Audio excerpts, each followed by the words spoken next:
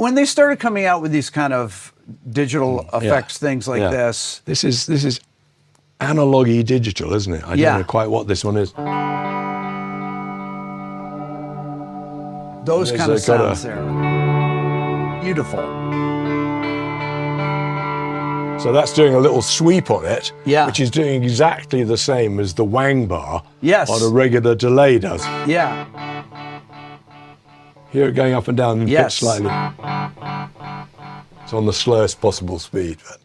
Now, when you started getting these kind of units, when they started coming out with those, was that something that you were like, oh, I can write stuff with this? This is really... I wasn't really. Okay. But I mean, it all started with the Benson. with the heroic Benson. Okay, let's talk about the Benson. It started with the Benson, and I was playing with these sort of rhythms and sounds on stage at sound checks, probably in the late 60s, but I never quite found where to use it until echoes. We were talking earlier about the Benson before we even started. You said that they were used on vocals at first.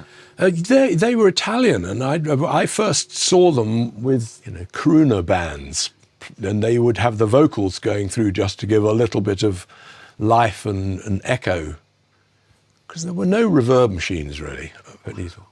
All of those things, the other ones, all the machines that did that thing, they all came out.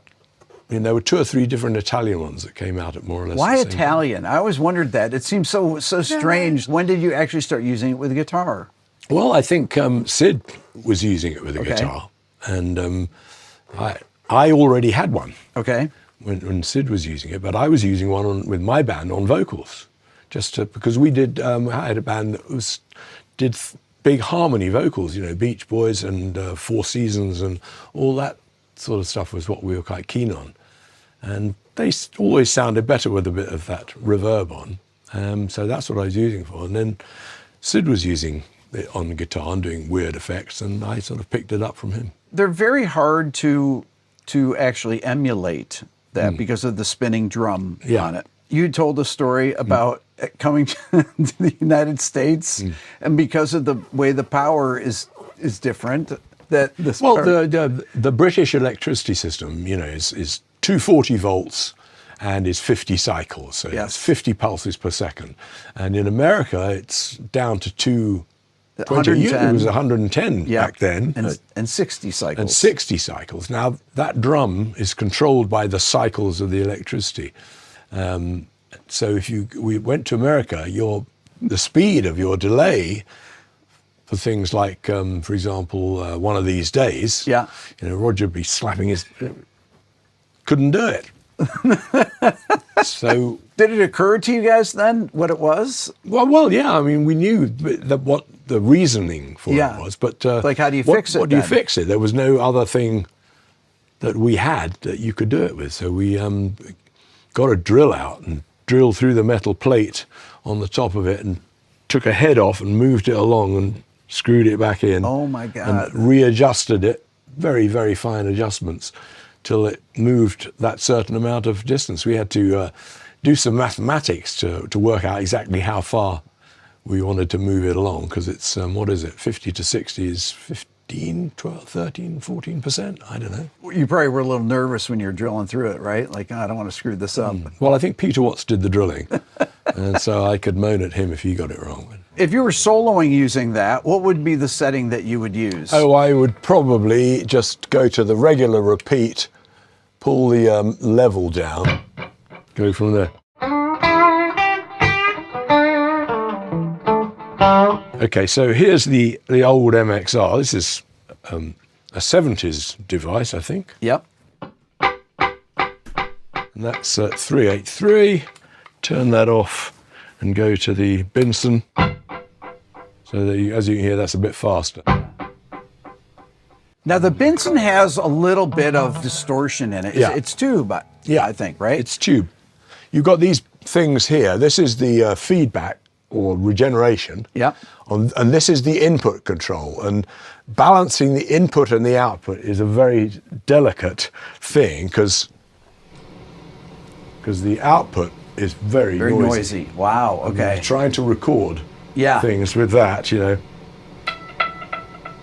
So you've got to take that back to, and then take this up.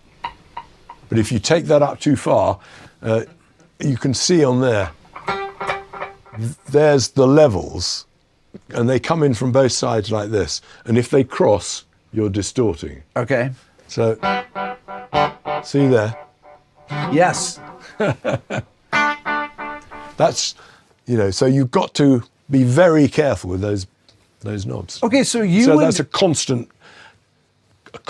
adjusting microscopically of those things for every different tune you used using the Benson. Okay, so live back then, would you have have it set up where the Benson was on a switch? How would you turn it on and off to use it? It had a wire that came out of it to its own foot switch. Okay, and it was actually Benson made a foot switch for it to turn it on and off.